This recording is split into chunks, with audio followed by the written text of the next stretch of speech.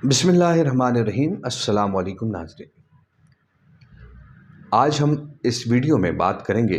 कि अरबों की हलाकत कैसे होगी, और इस हवाले से नबी करीम सल्लल्लाहु अलैहि वसल्लम की जो पेशगोइयाँ हैं क़ुर्ब क़यामत के हवाले से, उस पर भी आपसे इस वीडियो में बात होगी। सबसे पहले हम बात करेंगे कि नबी करीम सल्लल्लाहु अलैहि वसल्लम की उन हदीस मुबारक के हवाले से जिसका मफ़हूम यह है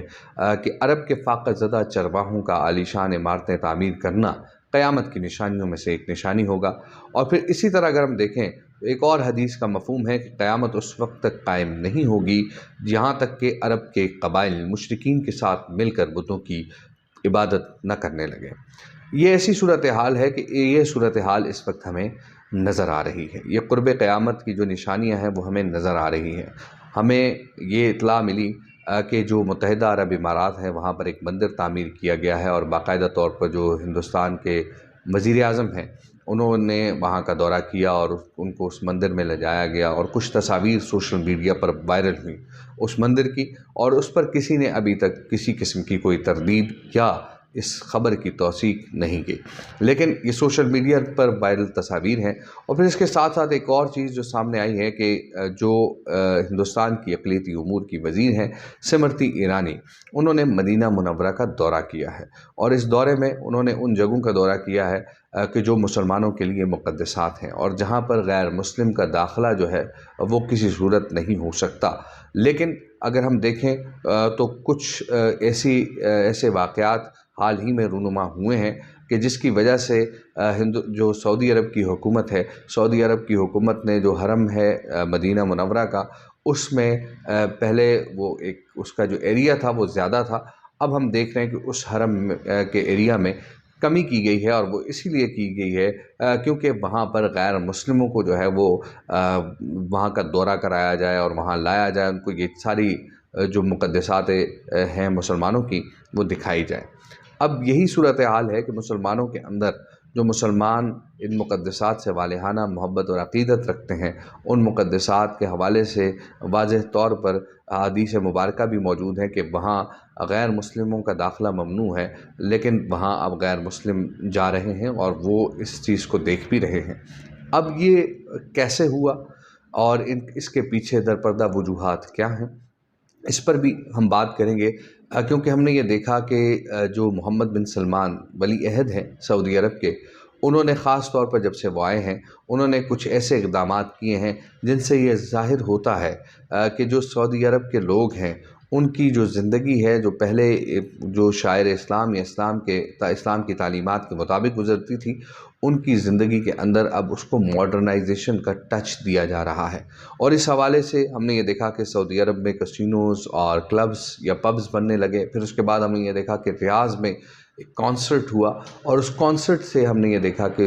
वहाँ पर हिंदुस्तान के जो अदाकार हैं, जो फ़नकार हैं, उन्होंने वहाँ पर परफॉर्म किया और उनको काफ़ी वहाँ पर पजीराई मिली। और जो हिंदुस्तान के फ़नकारों की पजीराई करने वाले कोई और नहीं बल्कि वही हैं जो नबी की औलाद में से हैं या सहाबा की औलाद में से हैं। अब अरब को या सऊदी अरब के लोगों को हम क्यों अपने से अफजल मानते हैं, उसकी वजूहात ये हैं कि अल्लाह ताला ने हज़रत मोहम्मद सल्लल्लाहु अलैहि वसल्लम पर कुरान मजीद फ़ुरक़ान हमीद अरबी ज़बान में नाज़िल किया। और फिर क्योंकि जब अरबी ज़बान में कुरान मजीद नाज़िल हुआ तो अरब के लोग ही इसको समझ सकते थे, पढ़ सकते थे। और इसी तरह अगर देखा जाए तो नबी करीम सल्लल्लाहु अलैहि वसल्लम की जो अहादीस मुबारक हैं वो भी अरबी ज़बान में हैं, और इसी तरह अम्बिया की ज़बान अरबी है और सहाबा की ज़बान अरबी है। इसीलिए मुसलमान ये समझते हैं कि अरबों को मुसलमानों पर कुछ फ़ौक़ियत हासिल है। लेकिन अब वही अरब जिनको दीगर मुसलमानों से फ़ौक़ियत हासिल थी, अब वो अपनी राह जो है उससे बेइतनाई बरत रहे हैं और वो उससे दूर हो रहे हैं। और उसकी वजह यही है कि वो दुनिया से मुकाबला करने के लिए मॉडर्नाइजेशन की तरफ जा रहे हैं, और ये मॉडर्नाइजेशन की तरफ उनको लेकर जाने वाले कोई और नहीं हैं, उनके अपने हुक्मरान हैं। और ख़ास तौर पर अगर देखा जाए तो मुत्तहिदा अरब इमारात की हम बात करें तो मुत्तहिदा अरब इमारात में मुख्तलिफ़ मज़ाहिब से ताल्लुक़ रखने वाले लोग तो पहले ही रहते हैं, लेकिन वहाँ गैर मुस्लिमों की एक बड़ी तादाद قیام پذیر ہے، رہائش پذیر ہے۔ پھر اس کے ساتھ ساتھ ہم دیکھ رہے ہیں کہ سیاحت کے لیے وہاں پر غیر مسلموں کی ایک بڑی تعداد جاتی ہے۔ لیکن جو اصل جس چیز کی طرف میں اشارہ کرنا چاہتا ہوں یا جس چیز کو میں پوائنٹ آؤٹ کرنا چاہتا ہوں وہ یہی ہے کہ جو عربوں کی ہلاکت کے اسباب ہیں وہ اسباب اب ہمیں نظر آ رہے ہیں، اور وہ اس لیے نظر آ رہے ہیں کیونکہ عرب جن کو اجمیوں پر فوقیت تھی، اگرچہ حجت الوداع کے موقع پر نبی کریم صلی اللہ علیہ وسلم نے کہا تھا کہ کسی عربی کو کسی اجمی پر اور کسی اجمی کو کسی عربی پر کوئی فوقیت نہیں ہے، لیکن ہم جو غیر عربی مسلمان ہیں یعنی اجمی مسلمان ہیں، ہم اپنے سے بہتر ان عربیوں کو اس لیے سمجھتے ہیں کیونکہ وہ نبی کی اولاد میں سے ہیں، وہ صحابہ کی اولاد میں سے ہیں، اور ان کو وہ عربی زبان جانتے ہیں، اور عربی زبان میں قرآن مجید نازل ہوا، عربی زبان میں احادیث مبارکہ ہیں، اس لیے ان کے لیے عام فہم ہے۔ اور یہی صورتحال جب ہم اس بات کا جائزہ لیتے ہیں کہ کیسے یہ جو عرب ممالک کے حکمران ہیں وہ اپنے لوگوں کو ماڈرنائزیشن کی طرف لے کر جا رہے ہیں، تو اسی صورتحال کا جائزہ لینے کے لیے جب ہم نے مختلف ممالک کے حوالے سے ریسرچ کی تو ہم نے یہ دیکھا کہ خاص طور پر دیگر جو گلف کنٹریز ہیں وہ تو پہلے ہی ماڈرنائزیشن کی طرف جا چکی تھیں، لیکن خاص طور پر سعودی عرب جہاں اسلام یا اسلامی تعلیمات کے حوالے سے کافی سختیاں بھی تھیں اور وہاں پر حدود کی جو سزائیں ہیں وہ بھی نافذ تھیں، لیکن اب ہم دیکھ رہے ہیں یہ چیزیں وہاں معدوم ہوتی جا رہی ہیں، اور اسلام یا اسلامی تعلیمات سے روگردانی کرنا یا پھر ان کو بالائے طاق رکھ کے دنیا کے ساتھ یا جو یورپ یا مغرب ہے ان کے ساتھ ان کے کلچر کے مطابق ان کی ثقافت کے مطابق چلنے میں اب فخر محسوس کیا جاتا ہے۔ اور اسی سلسلے کی ایک کڑی یہی تھی کہ جب ریاض میں یہ کانسرٹ ہوا تھا اور اس میں عرب ممالک یا عربی یا سعودی عرب سے تعلق رکھنے والے لوگ وہاں پر بڑی تعداد میں موجود تھے۔ اب ضروری امر یہ ہے کہ وہ سعودی عرب کہ جس کو ایک خاص اہمیت، ایک خاص فوقیت حاصل ہے دیگر مسلمان ممالک پر، وہ اسی لیے ہے کہ وہاں پر حرمین شریفین ہیں، اور ہر مسلمان حرمین شریفین کی حفاظت جو ہے وہ اپنے ایمان کا جزو سمجھتا ہے۔ اور جب ہم یہ وہاں دیکھتے ہیں کہ خاص طور پر پاکستان کے حوالے سے کہ وہاں ایرانی جو سمرتی ایرانی ہیں بھارتی اقلیتی امور کی وزیر، وہ وہاں گئی ہیں، اور ایک خاتون نہ ان کے سر پہ دوپٹہ تھا اور نہ ہی انہوں نے وہاں کسی قسم کا کوئی احترام ہمیں نظر آیا، جو تصویریں ہم نے دیکھی ہیں، تو پھر ہمارے لیے یقیناً یہ باعث شرم ہے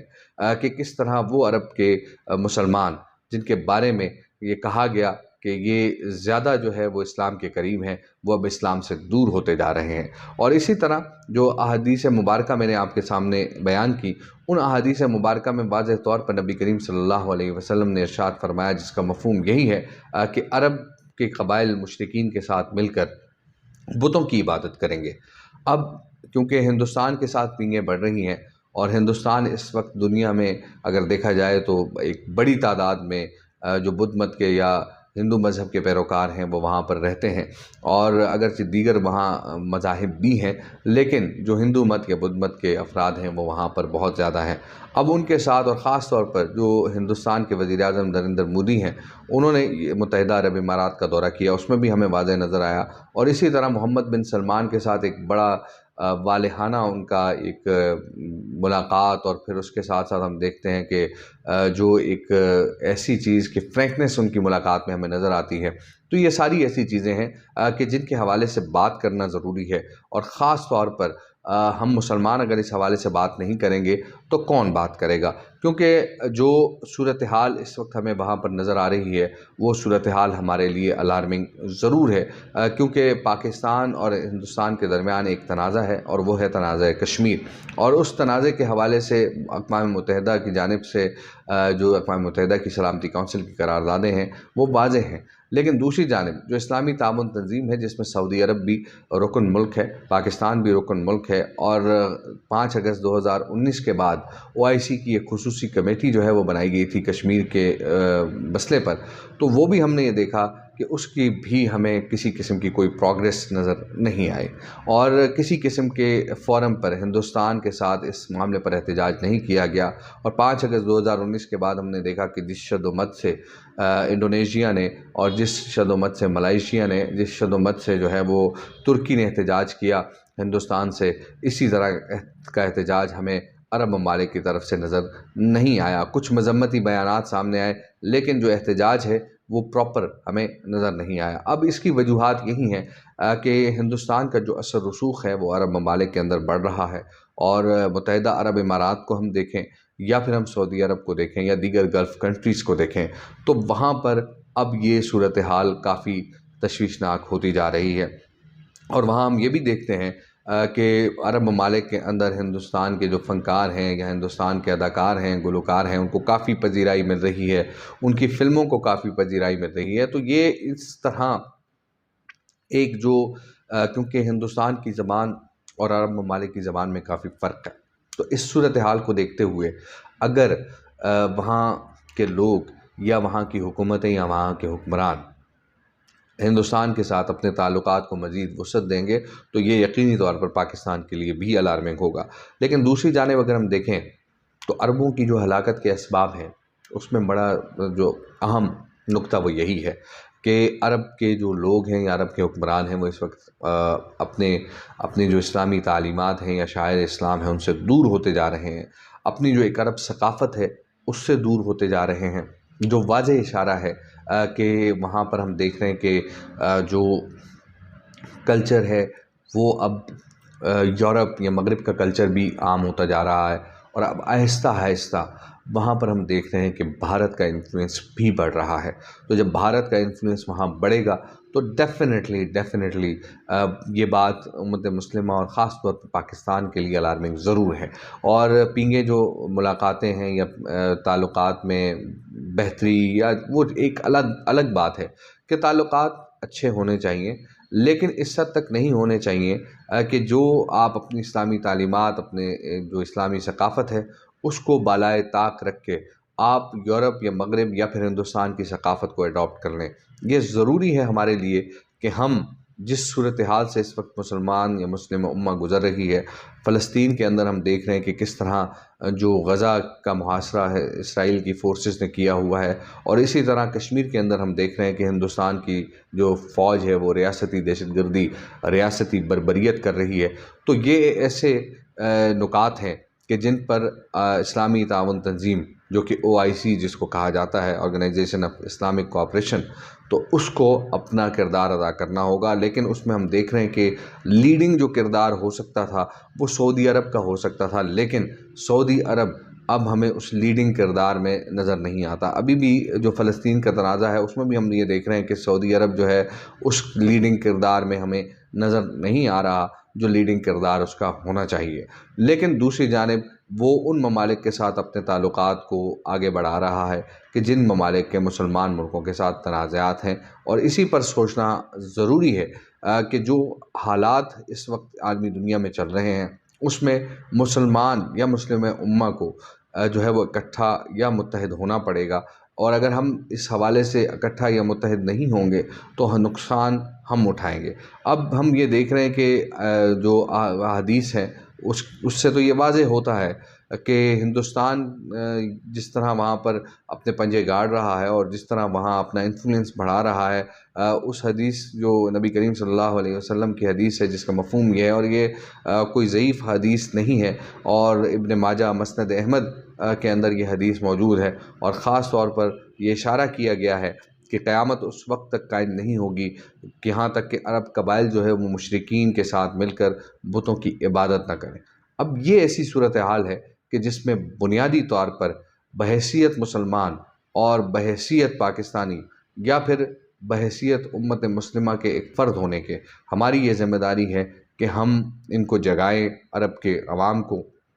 کہ جو ان کے حکمران ہیں وہ ان کو ایک ایسی زندگی کی طرف لے کر جا رہے ہیں کہ جو زندگی نہ قرآن کے اندر ہمیں بتائی جاتی ہے اور نہ حدیث کے اندر، نہ نبی کے طریقوں میں ہمیں وہ زندگی ملتی ہے، اور ان کے حکمران انہیں اس زندگی کی جانب لے کر جا رہے ہیں۔ آپ تمام دوستوں کا بہت بہت شکریہ، آپ نے یہ ویڈیو دیکھی۔ اگلی ویڈیو میں دوبارہ آپ سے ملاقات ہوگی، مجھے دیجیے اجازت، اللہ نگہبان۔